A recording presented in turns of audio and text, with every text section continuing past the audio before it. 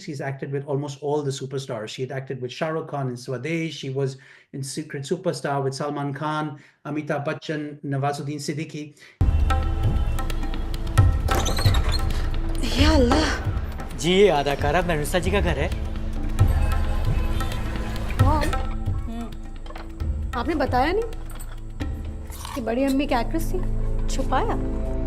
Hi all, it's Silesh Ram, AsianCultureVulture.com. Thanks for joining me. We're talking to the writer-director Sandeep Kumar about his film Mehrunisa, which is coming to the Watch Out Austrian Film Festival in London. It's a bit of play on words there. The film itself is centred around an 8-year-old matriarch called Mehrunisa, the pretty one, played by Farrukh Jaffar, who's been in many Bollywood productions, but never as the lead, and definitely she's the star in this. Let's go and find out from Sandeep Kumar why you wanted to make this film. He's based in Vienna. This is an Austrian production. Let's go and find out more. ये भी कोई मजाक है? मजाक आप लोगों ने बनाया है, 1857 की गदर का, हम लखनवी औरतों के जज्बातों का। 35 करोड़ रुपए प्रोड्यूसर लगा रहा है, आप नहीं। Hi, Sandeep Kumar, the writer-director of Mehrunisa. How are you? I'm great. Thank you for having me over here, and greetings to you from Vienna, Austria. You're in Vienna, yes. You'll be coming to London for the screening of Mehrunisa in the Watch Out Film Festival, the Austrian Film Festival, which is happening very shortly in the UK. So tell us about, where did the idea for Mehrunisa come about? Who was the inspiration or the catalyst for it? I always used to wonder, where are those, actresses of the yesteryear actresses? Where are they? Because you never see them, They could be in their maybe 60s, 70s, some in the 80s. And then I Googled and I saw that they are very much there. But they're nowhere, there are no stories told with them, around them. So there would be like, generally when you see Indian films, you have older actresses, not actors necessarily, but actresses, they're just placeholders. So there'll be the aunt or the grandmother or the, somebody, or the mother for that matter, but there are no stories around them. So I was just wondering how, don't we have stories to tell which revolve around older people or older women in general, like they do have still in Europe and in Austria as well. So that, I think that could be the sense, my curiosity about this. And did you know Farrukh Jaffar, who plays the main, like the 80-year-old woman who's the center of this story? I didn't know Farrukh Jaffar. She's acted with almost all the superstars. She had acted with Shah Rukh Khan in Swades. She was in Secret Superstar with Salman Khan, Amitabh Bachchan, Nawazuddin Siddiqui.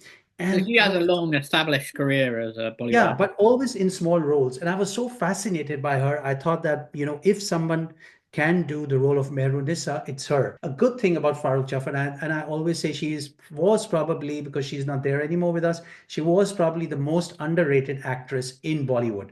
She's such a magnificent, she's a phenomenal actress, and she brings in so much to every scene. She is not bothered about where the camera is. She's into the character. So what I used to do is I always used to have the camera running even after the dialogues are finished. And what comes then, that is like the excitement. That's excite us, because you don't know what she's going to, she's going to say. She's totally in a character, and she will take the character in a direction which you are not expecting. किसने किया? हमने किया और किसने किया? When I approached her for the role, she was already 88. Yeah. And to come on the sets for 30 days and have that, kind of endurance to pull up to the, just the physical aspect of it. I wasn't sure, but I had it very clear in my mind while I was writing Mehrunisa. It's either Farrukh Jaffar or I'm not making the film. Oh, wow. Right. So I was very clear about that. I didn't want to take, again, a known face, a very known face, because it's again revisiting the whole essence of the film is that you're selling a story, not the stars. Mehrunisa also says in the film to a producer who comes approaching her for that, are you selling the story or you're selling the actor, right? In that way, the male actor. So it was very clear to me to just that she's my Mehrunisa, and I just kept it in my mind that either it's her or no one. So it was a huge risk we took, but as you see, it's out there in the universe now. Yes, yeah. And I like the intergenerational aspect of the film. हमारा सपना है BBC London में काम करने का। BBC London. ये कौन से अनरियलिस्टिक वर्ल्ड में जी रही हो तुम? You are just like अम्मी। वो इस उम्र में वो लीड रोल होने के ख्वाब देख रही हैं और तुम लंदन जाने के। मॉम, वो अपनी जिंदगी जीना चाहती हैं बस। Was that a very distinct um idea in your head that you wanted to translate into film? This intergenerational dialogue. So I wanted to explore how is it that generation, in the older, in the middle, and the younger generation? Are there any interfaces? Like, have things remained the same? Probably they have, probably they will for the next 1,000 years. I don't know. So I'm really fascinated by people who are like, the generation which is entering, the mainstream, and the generation which is leaving the mainstream. Did you really want to challenge Bollywood in the sense that it's still very difficult, even casting a woman lead is quite problematic in for some people. In Bollywood, the main male hero is the one who gets in the money. You still have male actors who are in their 60s, in their 70s, in their 80s, without taking any names, who are running the show over there. And women, they could be brilliant actresses, but they're not really given a chance to do, do things. We tried to contact a lot of Indian producers to get, to come on board, but their question was always, who's the hero, who's the main lead? Because they want to sell a film, and they want names, and we didn't want to compromise on that, because and whether or not we have an item number so that they can sell the film. So I think if it wasn't an Austrian production, we wouldn't have been able to, make this film. It screened at the International Film Festival of India in 2021. Were you able to distribute it? Did it get a deal did you screen it more widely in India? Unfortunately, we could not release in India because we couldn't find a distributor. So it's again the same thing. People are loving the film. They love the film, what it is. But you need a big name. In India, we contacted everybody. We approached everybody, whether they could help, from Gurinda, from Gunit Monga to big other, people who would help out. But it has not been able to release in India, and we still hope that somebody would come up and say, in spite of not having a big name, we want to have the film. I was interested in this. There's a lot about this. I don't know, the translation was lordism.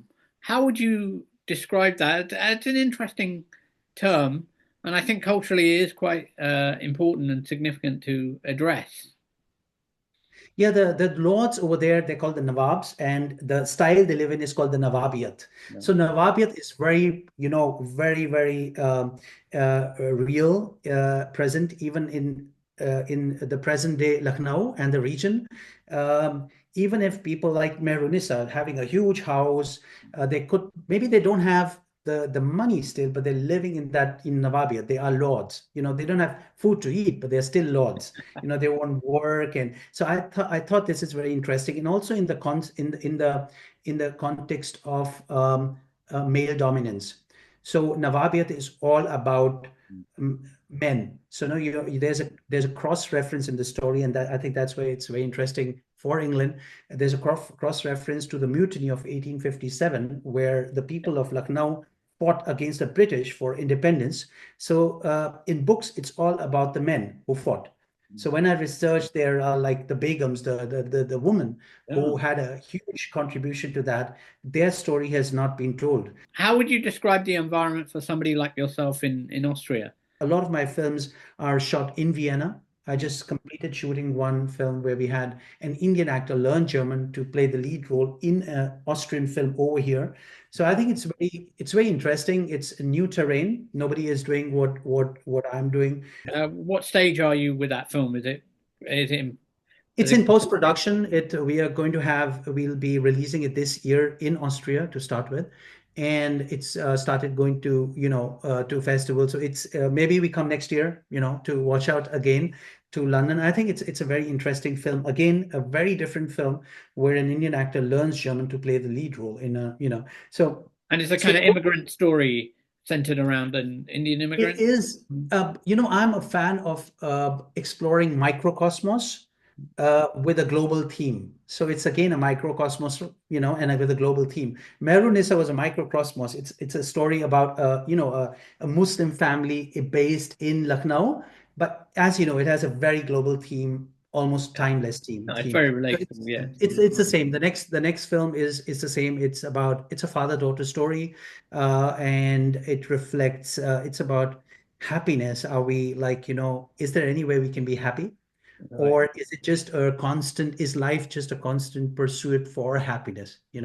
So do we arrive at any time or not? It was great talking to you. Thank you so much for joining me on AsianCultureVulture.com. Wish you all the best with Mehrunisa and the screening here in London. Thank you. Thank you so much. And I'm like really looking forward to the screening on the 16th of March, 5:30 for all your audience. They should not miss this. This is probably the first and the only screening right now. And yeah, guys, don't miss it.